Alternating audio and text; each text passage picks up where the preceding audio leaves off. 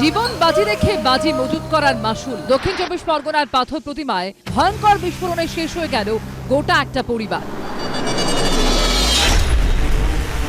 ভোলাহাটের দক্ষিণ রায়পুরের তৃতীয় ঘেরি গ্রাম। মজুত বাজি থেকে বিস্ফোরণে এখানেই মর্মান্তিক মৃত্যু হলো একই পরিবারের 8 জনের। 6 মাসের দুধের শিশু থেকে বৃদ্ধ বৃদ্ধা। বিস্ফোরণের করাল গ্রাস ছাড়ল না কাউকে।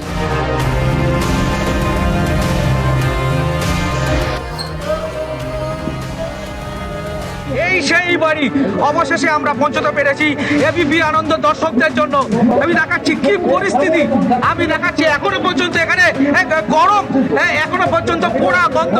এই ঘরেই বাজি মজুদ ছিল, একদম সেইটা দেখাচ্ছি, এখানে এই ঘরেই বাজি মজুদ ছিল। বাজি ব্যবসায়ী চন্দ্রকান্ত তুষার বণিকের 80 বছরের ঠাকুমা ও তাদের বাবা অরবিন্দ বণিকের মৃত্যু হয়েছে বিস্ফোরণে। ঝলসে মারা গেছেন চন্দ্রকান্তের স্ত্রী শান্তনা বণিক, 9 বছরের ছেলে অর্ণব এবং 8 মাসের শিশু অস্মিতা। বাচ্চাইনি আরেক ভাইয়ের পরিবারও। চন্দ্রকান্তর ভাই তুষারের স্ত্রী সুতপা, তাদের 6 বছরের মেয়ে অনুষ্কা এবং 6 মাসের শিশু সন্তান, প্রত্যেকে মর্মান্তিক বিস্ফোরণের বলি হয়েছে। প্রশ্ন হচ্ছে, দুধের শিশু থেকে বৃদ্ধ বৃদ্ধা, এই প্রাণহানির দায় কারা নেবে? কিভাবে বাড়িতে মজুত করা হয়েছিল এত বাজি? এত বাজি তৈরির বস্তা বাড়িতে মজুত করা হলো, পুলিশ প্রশাসন কারো চোখে পড়লো না। এত বড় বিস্ফোরণ ঘটলো, তার মানে কত সেখানে বিস্ফোরক ছিল, সেই বিস্ফোরক, এত পরিমাণ বিস্ফোরক সেখানে জমা, আর আপনার গোয়েন্দা বিভাগ জানতে পারলেন না? এতটা অপদার্থ নাকি আপনি গোয়েন্দা বিভাগকে চোখ বন্ধ করে থাকতে বলেছেন কারণ আপনি জামাতের লোকেরা যাতে এগুলো করতে পারে? এর তদন্ত হওয়া উচিত।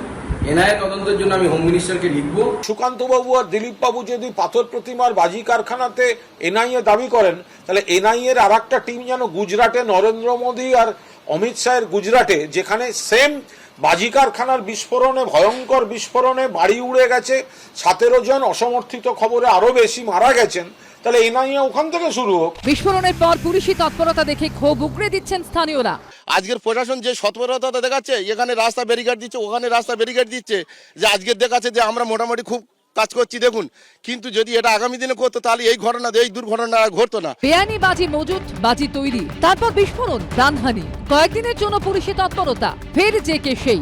এভাবেই কি চলতে থাকবে? সন্দীপ সরকার, গৌতম মণ্ডল ও ময়ূর ঠাকুর চক্রবর্তী রিপোর্ট, এবিপি আনন্দ।